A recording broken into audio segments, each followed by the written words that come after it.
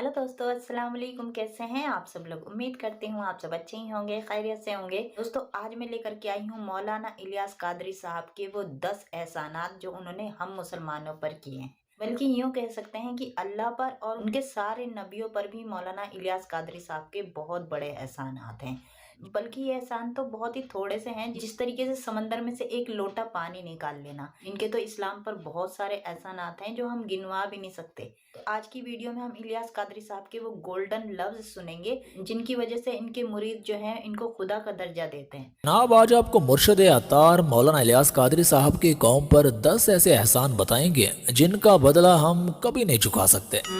कमारे घम के मारे इनका दर्द दिल समझा भी तो आखिर किसने? सिर्फ मुर्शद अतार ने। मुर्शद अतार ने कमारों को शादी करने का हल भी बता दिया है। जनाब कहते हैं कि जिस लड़के की शादी ना होती हो वो मस्जिद में झाड़ू इस नीयत से लगाए कि मेरी शादी हो जाए तो इंशाल्लाह हो जाएगी। जिस लड़के की शादी ना होती हो वो मस्जिद में इस नीयत से झाड़ू लगाए कि मेरी शादी हो जाए, इंशाअल्लाह अज़्ज़वजल उसका रिश्ता जल्द हो जाएगा।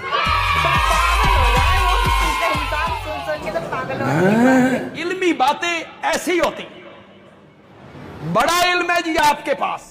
आजकल हर दूसरा शख्स कर्जे की जद में फंसा हुआ है, लेकिन क्या आपने कभी सोचा है कि ये कर्ज चढ़ता क्यों है? तो इसकी वजह भी मुर्शिद अतार बता रहे हैं कि जो शख्स खड़ा होकर दाढ़ी में कंगा करते हैं तो उस पर कर्ज चढ़ता है। अभी बुजुर्ग हज़रत मोहम्मद रहमतुल्लाह अलैह फरमाते हैं, जो खड़ा होकर दाढ़ी में कंगा करेगा उस पर कर्ज चढ़ेगा।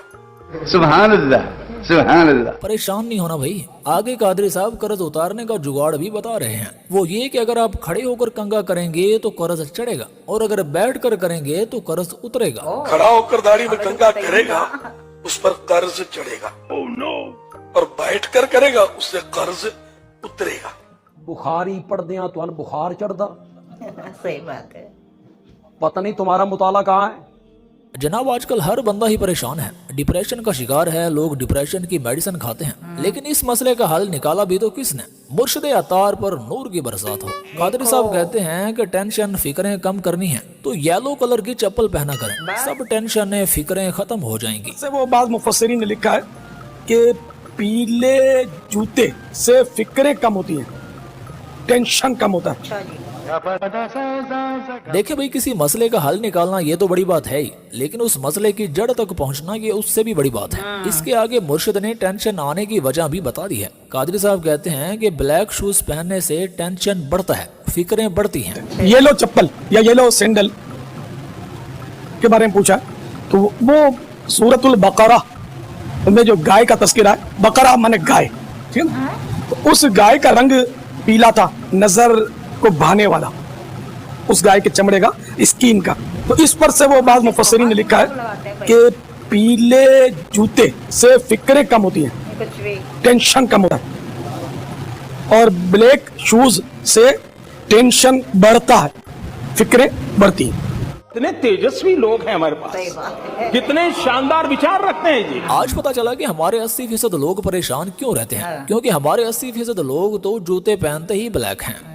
जनाब, हजारों लाखों लोग नींद की वजह से परेशान हैं, उन्हें नींद आती ही नहीं और वो नींद की मेडिसिन खा के सोते हैं। लेकिन अब ऐसे लोग खुश हो जाएं, क्योंकि अब आपकी मेडिसिन से जान छूटने वाली है। कादरी साहब कहते हैं कि उल्लू जब सोता है तो ये अपनी एक आंख खुली रखता है और एक बंद। तो जिसको नींद नहीं आती वो उल्लू को ज़िबा करे, और जो आंख ये बंद करके सोता है वो अपने गले में तवीज बना के पहन ले तो नींद आ जाएगी। और अगर नींद उड़ानी हो तो जो आंख उल्लू खोल के सोता है वो गले में पहन ले तो नींद उड़ जाएगी, आएगी ही नहीं। मैंने इसके बारे में ये पढ़ा था कि ये जब सोता है तो एक आंख बंद करता है, दूसरी आंख बंद नहीं करता। तो इसलिए अगर किसी को नींद ना आती हो, इसको ज़बा करके इसकी वो आंख जो बंद होती है ना, ये पहन ले, किसी कपड़े वगैरह में लपेट के पहन लेगा ना तो अब इसको नींद आ जाएगी और सोया पड़ा रहा। और नींद उड़ानी हो तो ये आंख पहन ले। अब ये करवटें लेता रहा, इसको नींद नहीं आई। ये मैंने पढ़ा। भाई किताबां ਵਿੱਚ ਗੱਲਾਂ ਜੇਲੀ ਲਿਖੀਆਂ ਨੇ, ਆਲਮ ਉਹਨੂੰ ਕਹਿੰਦੇ ਨੇ ਜਿਹੜਾ ਜੇਲੀ ਗੱਲ ਅਸਲੀ ਗੱਲ ਦੀ ਤੇ 2 ਨੰਬਰ ਗੱਲ ਦੀ ਪਰਖ ਕਰ ਲਵੇ, ਉਹਨੂੰ ਆਲਮ ਕਹਿੰਦੇ ਨੇ। ਕਿ ਜਿਹੜਾ ਹਰ ਕਿਤਾਬ ਪੜ੍ਹ ਕੇ ਤੇ ਐਵੇਂ ਬਿਆਨ ਕਰਦੇ ਉਹਨੂੰ ਆਲਮ ਕਹਿੰਦੇ ਨੇ। ਨਹੀਂ ਨਹੀਂ ਨਹੀਂ ਨਹੀਂ ਨਹੀਂ, ਉਹਨੂੰ ਆਲਮ ਨਹੀਂ ਕਹਿੰਦੇ। दोस्तों, मुर्शिद अतार का ये एक और बहुत बड़ा एहसान है कि इन्होंने गुर्बत तंग दस्ती आने की एक और वजह बता दी है। जरा मुलाहिजा फरमाएं। अस्सलाम वालेकुम व रहमतुल्लाहि व बरकातुहू। वालेकुम अस्सलाम व रहमतुल्लाहि व बरकातुहू। सफाइयाँ हो रही हैं? अल्लाह के बंदो देखो रात के कितने बजे हैं? इस वक्त मदीना मुनव्वरा में 12:30 बजने वाले रात के। वो फिजा में सुन्नत में लिखा है कि रात को झाड़ू देने से तंगदस्ती आती है। कोई तंगदस्ती नहीं होती, कोई परेशानी नहीं होती, मजबूत ईमान वाले बने। सफाई जिस वक्त भी की जाए बाइस से बरकत है। और रात हो या दिन, खुसूसन कपड़े से मतलब घर में झाड़ू देने से तंगदस्ती आती है। जी ये बिल्कुल गलत है, ये तवहम परस्ती है।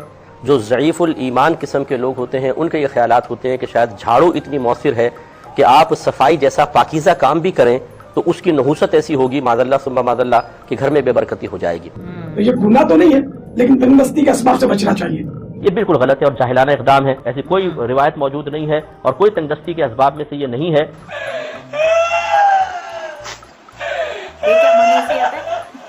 कुछ हया कर।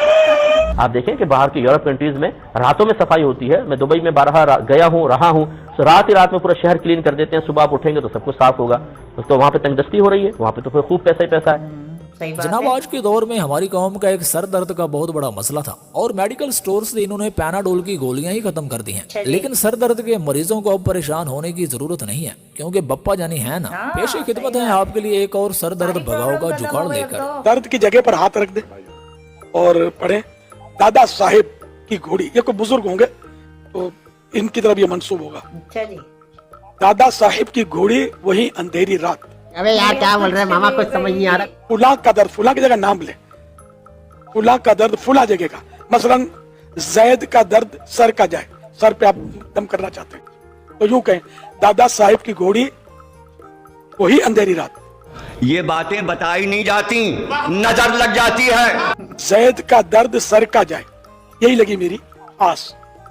ये पढ़कर 3 मरतबा पढ़े और दम कर दे। बानमती ने कुंभा जोड़ा, कहीं कींट कहीं का रोड़ा।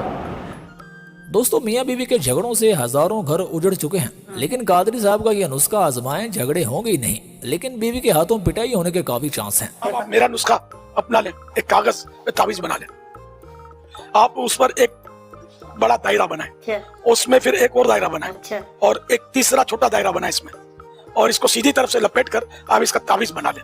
सच बोलो, सच बोलो, सच बोलो, सच बोलो, सच बोलो। इसको प्लास्टिक कोटिंग कर लें, मगर ये सारी कार्रवाई बीवी को पता नहीं चलनी चाहिए। ओ जूते जो पड़ने वाले हैं। जब बीवी तानों पर, तशनी पर, बिगाड़ पर आ जाए ना, तो आप आगे पीछे होकर, साइड होकर, बोलना तो है नहीं ना, कुफले मती ना लगाना। आप सीधी तरफ के दांतों के नीचे दबा लें। हाँ, सीधी तरफ के दांतों में दर्द है तो उल्टी तरफ लगा लें।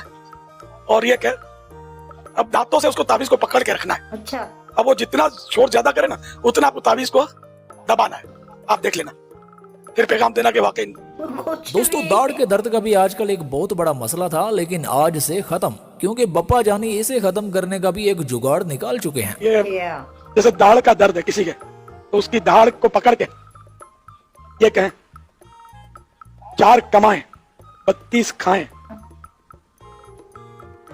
वासिते कुतुबे आलम के एक को छोड़ एक न जाए।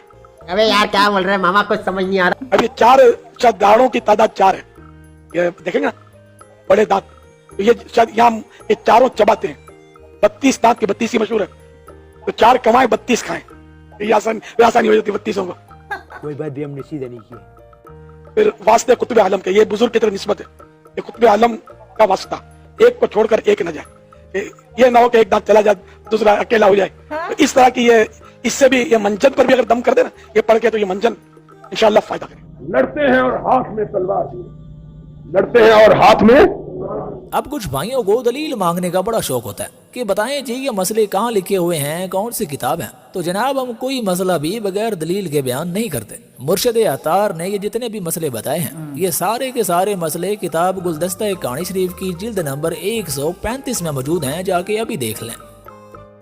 वैसे ये तो मानना पड़ेगा कि इलियास कादरी साहब के इतने बड़े बड़े हम पर एहसान हैं जो कि हम कभी उतार ही नहीं सकते हैं, क्योंकि जो इलाज इलियास कादरी साहब ने निकाला है ना, वो हमारे देश की जो साइंटिस्ट है ना, वो भी नहीं निकाल सकते।